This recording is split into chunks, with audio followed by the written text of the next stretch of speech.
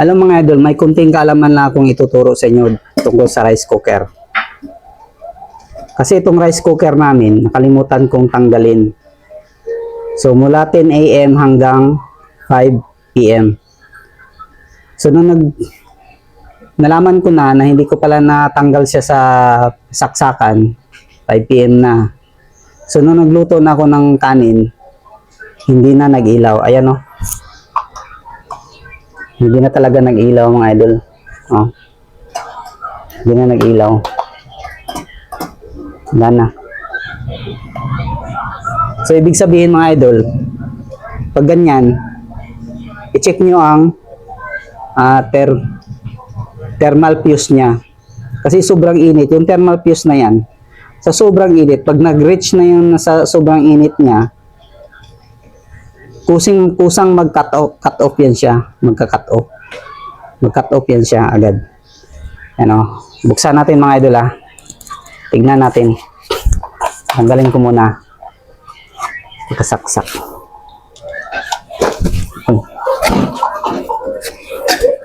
Wag na wag kayong agad bibili ng bagong rice cooker ha. Bago pa ito.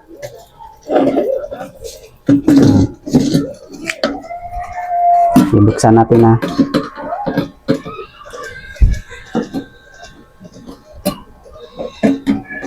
Mas mahina mga idol kung mayroon kayong tester.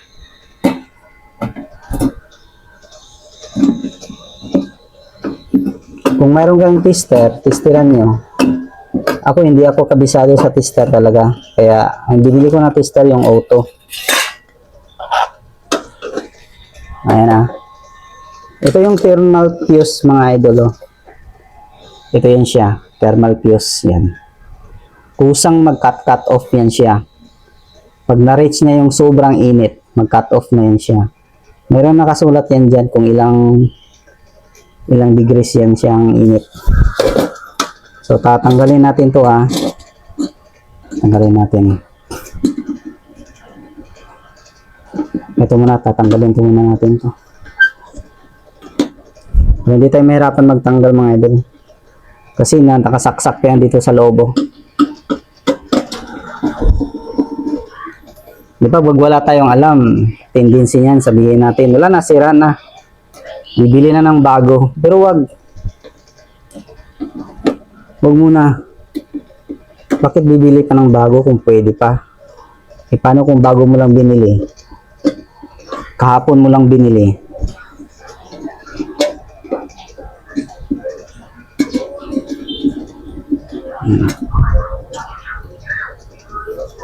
Ang tandaan niyo mga idol, kung saan kayo nagtanggal ha.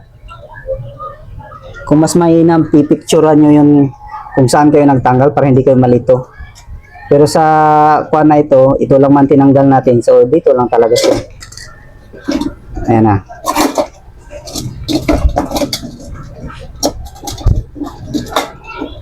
Ayan o. Ayan o. Tatanggalin natin to. Ayan, ayun na. Tanggal na. Ayan siya. Ito siya mga idol. Ito yung bilhin nyo ha. Ito yung bilhin nyo. Meron siya oh.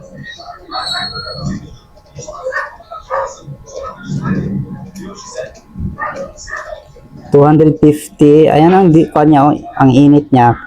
Pag mag-reach na yung init niya, maglampasan niya yung 185. Malampasan niya yan, kusang mag-cut off ito. Kaya ito yung bilhin niyo mga idol. Okay. Kung mayroon kayong tester, testeran nyo. Pero kung wala, sigurado ko ito talaga. Okay, bumili na ako. Ayan o. Parehas yan sila. Parehas yan sila. 185. Ayan o.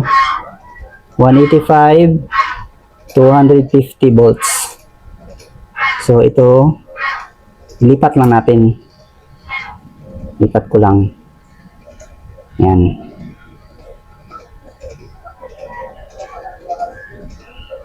magkasya. Kung hindi magkasya, okay lang. Ganyan lang.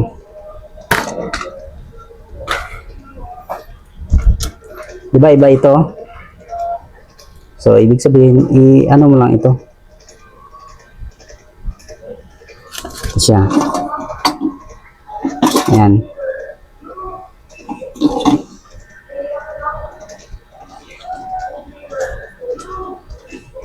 Ganyan lang natin, no? Ha? Iikot lang natin to dyan dito, oh. Dito. Ayan. Sundan nyo. Ayan. Iikot lang natin to mga idol, ha? Ayan. Ayan. Tapos, pitin ng plies. Para hindi mag-loss contact. Ayan.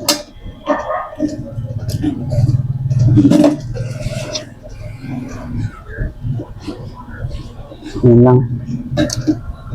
Pitin pa natin.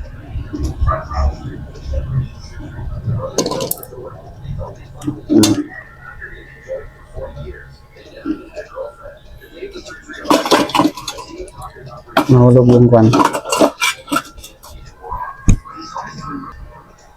Ayun, okay na.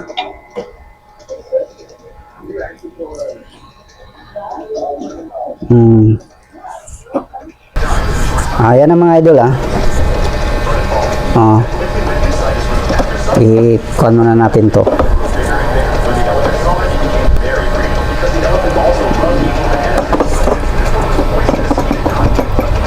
Huwag na huwag kayo agad bibili ng bago.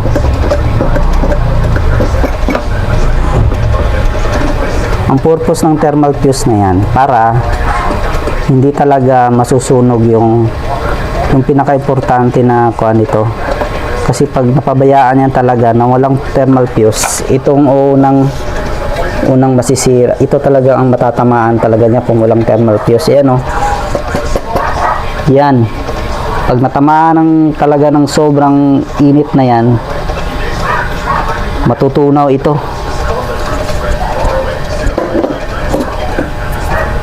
Sa itsura niya, hindi pa man siya sira, kondisyon pa. So, ito na lang. Connect natin.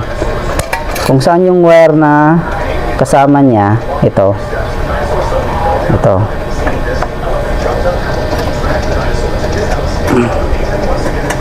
Ito siya. Ano? Yan siya, idol, Yan. Saan yung screw niya? Ito. Tsaka bendo na natin.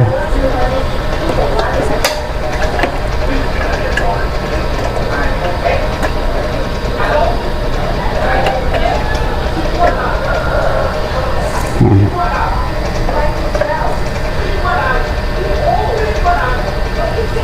Tsaka ito.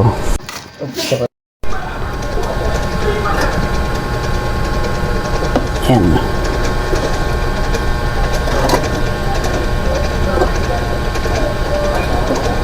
Disclaimer lang po mga idol, hindi po ako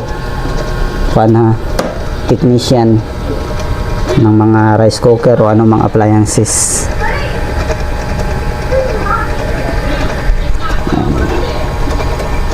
Natutunan ko lang ito yung sa kapatid ko. Siya yung totoong technician talaga. Yan. Kita nyo? Ayan, tapos na-connect na doon sa baba. Sa loob talaga yung dito. So, ibalik natin. Saksakan.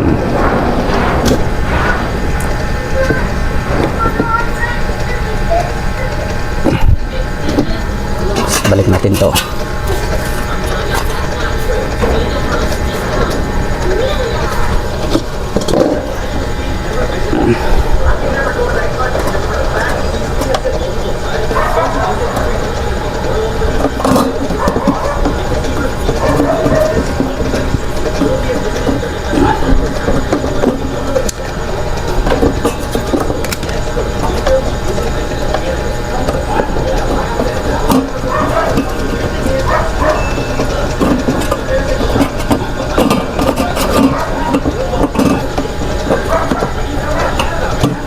ko makita yung butas niya para sa screw. Ayun na, kita ko na.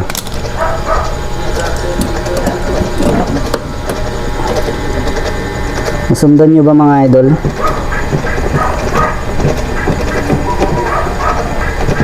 Tsaka mayroon pang paraan mga idol, halimbawa malayo sa inyo ang tawag nito, yung mga binibenta ng tindahan ng mga electronics. Kasi pag nabibili natin itong mga ganito sa mga nagtitinda ng mga electronics, malayo. Oh, para may maluto kayo na pagkain, yung kinabitan nito, magkuha kayo ng wire number 14 or 16. Ganito oh. Yan, ganito kaliit. I-connect nyo, temporary lang, ha? Temporary, connect nyo dito. Kung saan ko gi-connect, doon nyo din i-connect. Temporary lang ha, habang wala pa kayong nakabili ng ganito. Ang importante, bantayan nyo talaga. Pag naluto na, tanggalin nyo na. Temporary, ha? Pwede. Direct. Ito, fuse ito. Protection para sa rice cooker. Sige, try natin. Kung iilaw siya mga idol, sigurado, ibig sabihin, okay na. Pag may ilaw ito.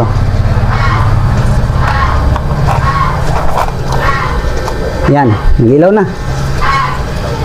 Nag-ilaw na. Baba ko ang ilaw na. Itaas. Ayan o.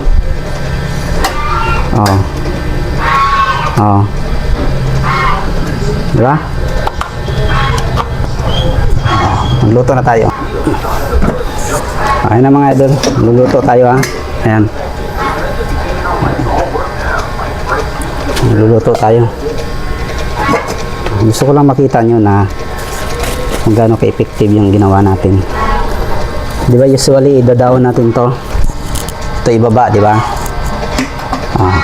Ayan o, kumagat na. Saksak. Yan. Balikan natin yan mamaya kung naluto ba siya o nalipat. Ha?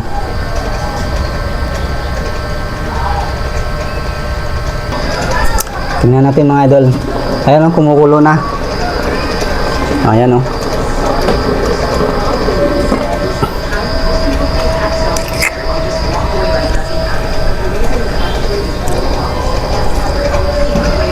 Tingnan natin mamaya kung maglipat ito ha. Maglipat siya from red to yellow warm. Ayan na mga idol. After 5 minutes, ayan na. Ibig sabihin tuyo na. Hintay na lang ng ilang minuto. Ayan na, tuyo na. Success. So, sa mga mahilig mag-DIY dyan, huwag kayong matakot. Magtingin lang kayo sa YouTube, madami. Hindi lang ako ang tutorial mga ganyan. So marami pa. Hindi po ako technician. DIYers lang po ako. Sayang, bibili pa kayo ng bago. Ito lang nabili ko ito 21 pesos. 21 ha. So dalawa binili ko agad. At least may reserba. Kung hindi ka makabili ng ganito kasi walang stock or malayo sa inyo, para makapagluto kayo ng kanin, ito. Manap kayo ng ganitong wire. I-connect nyo lang kung saan ko i-connect ito. Kung saan ang connection nito, yun din ang connection nito. Temporary lang mga idol ha. Kasi ito, protection ito para hindi masira talaga yung plate. Yung bilog na nag-iinit talaga. Okay. Ingat.